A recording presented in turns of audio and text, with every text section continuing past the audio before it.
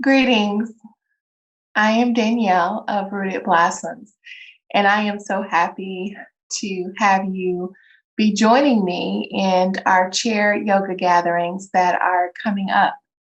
In preparation for our time together, I wanted to talk a little bit about what it would be like to create your space as it relates to practicing chair yoga. So, as you can see in the background, we have a setup for chair yoga. And so, I'll talk a little bit about each component that is represented here in this particular space.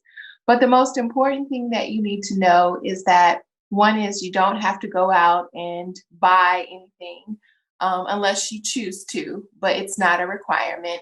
And two, the most important thing in terms of any practice is you showing up for yourself.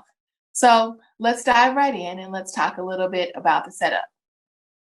So as you can see, the chair is the central portion of our practice together.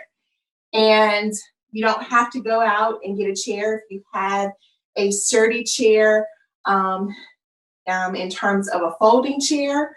And this is what I'm using, a folding chair, or a chair in your dining room. Anything that allows you to have space around it yourself, preferably with no arms.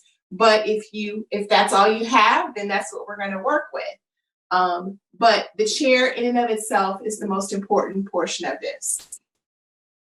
The second thing that is very important is that the chair be on a non-slippery surface. So the first thing that you can utilize in ensuring that is that if you have a yoga mat, placing the chair on the actual yoga mat. And there's different areas that you can place them, whether it be at the front of the mat, the middle of the mat, or the back of the mat, depending on the practice itself.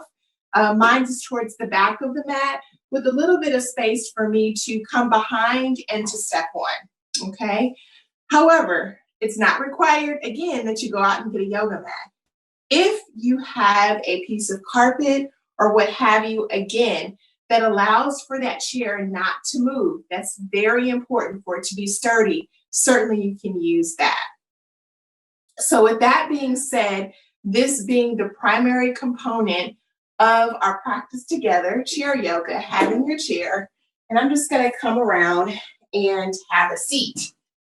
And we'll get into how to be seated in a chair, but primarily it's the sense of where your feet can be grounded, and we will be scooting forward. So you want to make sure that you're comfortable in terms of your seat of having enough room to scoot forward.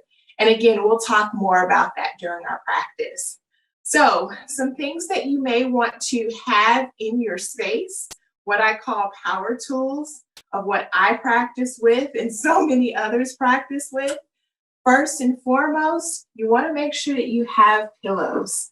Lots and lots of pillows. And these can be used for a number of things that we'll be doing together during chair yoga.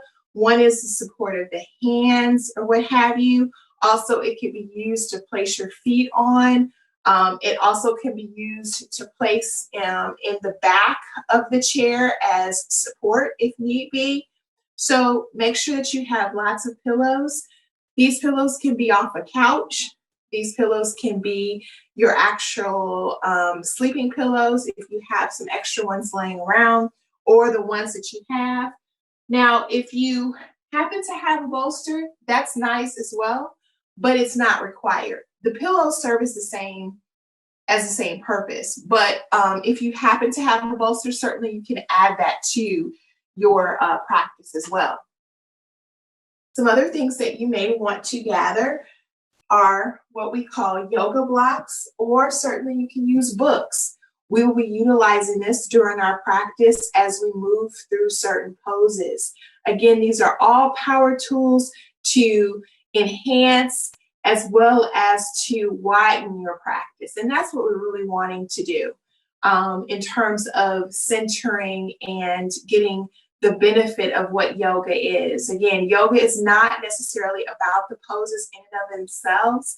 but it's how you feel. It is that of inner workings, if you will, in terms of yoga. So certainly yoga blocks or books. Other things that you can add to your practice space would be a strap. We will definitely be using this. Again, this is a strap, but certainly a belt, a tie, or a scarf can be used. We'll be using this in a variety of fashions, but mainly to be able to lift and to stretch to provide that support. And this is just an example of one of the poses that we'll be doing in terms of strengthening, mobility, opening up the hip. So a strap, a belt, or a scarf certainly will enhance your practice in terms of our time together. A tennis ball. We will be using this to be opening up the muscles on our feet. We use our feet so much. We'll also be using this with our hands or what have you, and then also around our neck or what have you. So you want to make sure that you have maybe a tennis ball or a ball that's firm to whereby you can utilize this. So a tennis ball, this happens to be a lacrosse ball. My son used to play lacrosse, and so I gathered a lot of his balls in terms of being able to incorporate in my practice, but a tennis ball will be just fine.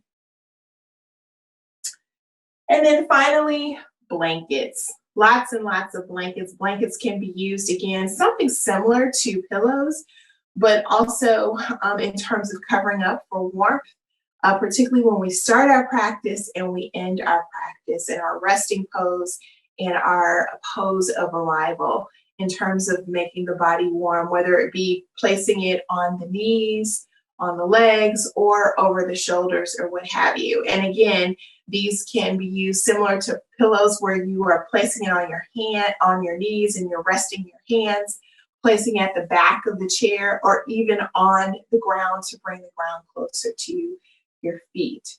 So these are some of the tools that we will be utilizing during our practice together. Again, as I started out, the most important thing is that you show up for you.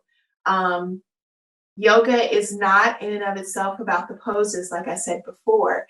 It is about the connection to you, your authentic self, your soul, and being able to tend to your soul, and being able to carve out that sense of tranquility, that sense of calm, that sense of centeredness, that sense of being able to be present with yourself fully. And so I am looking forward to our time together. Should you have any questions at all, feel free to reach out to me via email or via phone. And that information is available on my website at www.rootedblossoms.com. Thank you so much and look forward to our gathering together. Namaste.